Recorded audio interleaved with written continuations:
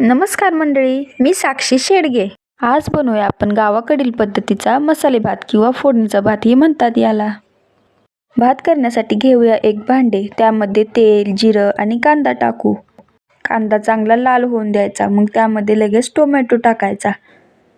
हे परतत ह्यामध्ये लगेच वाटाणा, बटाटा, शेंगदाणा हे टाकून घ्यायचे. तुमच्याकडे जे अवेलेबल आहे ते तुम्ही टाकू शकता.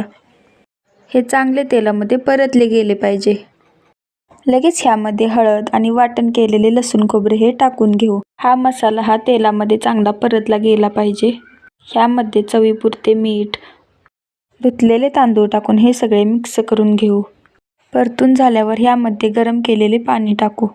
पाणी टाकून चांगले मिक्स करू आणि झाकण ठेवून 20 मिनिटासाठी कमी गॅसवर शिजत ठेवू. 20 मिनिटात हे अगदी सहज शिजून जातं. झाला आपला फोडणीचा भात तयार. कसा वाटला व्हिडिओ कमेंट करून नक्की सांगा. सबस्क्राईब करायला विसरू नका.